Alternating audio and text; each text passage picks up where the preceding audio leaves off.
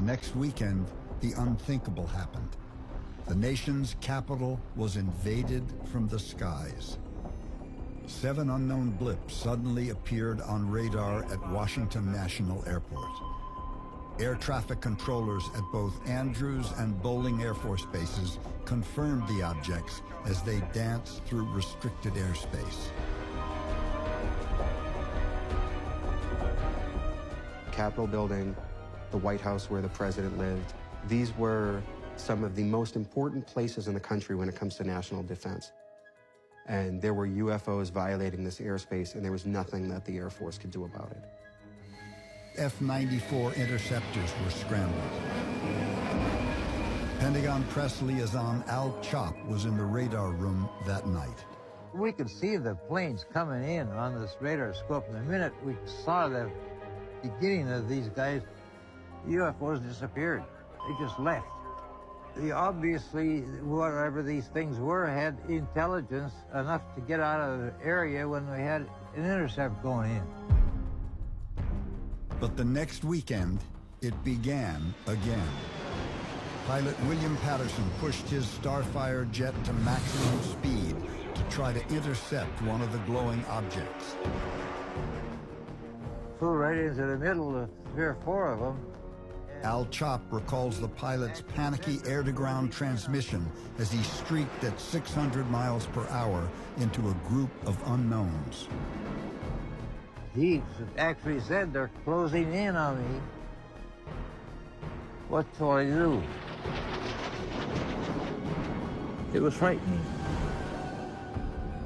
The Air Force had just issued orders to shoot down the unknowns if, quote, they can't talk them down. I'm not going to tell an Air Force pilot to fire at the damn thing or anything. I didn't say anything. Nobody said anything. And then all of a sudden, things began to move away from him. And he said, "They're gone."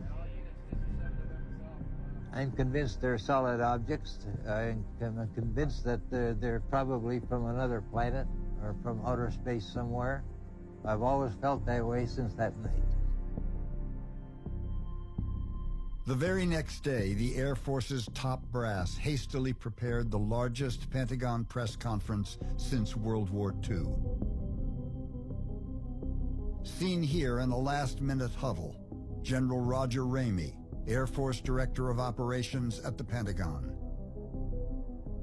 Captain Edward Ruppelt of Project Blue Book, the Air Force's official UFO investigations arm, and Director of Air Force Intelligence, General John Samford.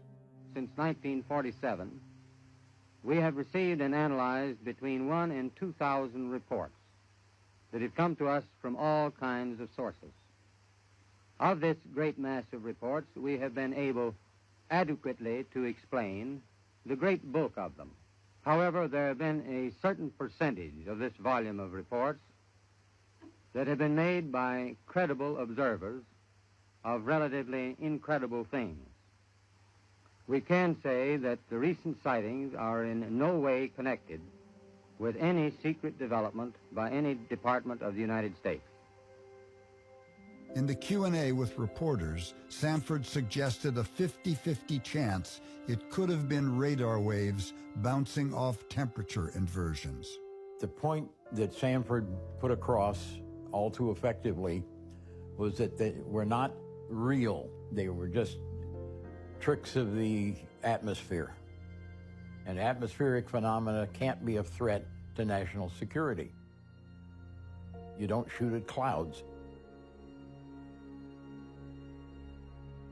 The public was pondering the implications of possible extraterrestrial contact.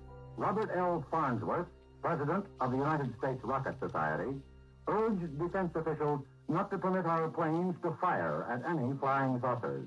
He says this might alienate humankind from beings of far superior forces. Farnsworth feels that friendly contact should be sought as long as possible.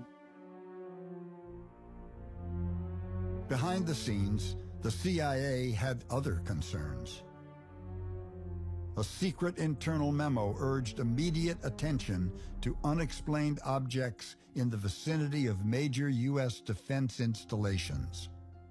I would dare say, if anything happened that we thought was a threat to our national security, somebody out there, one of the services, would respond to it.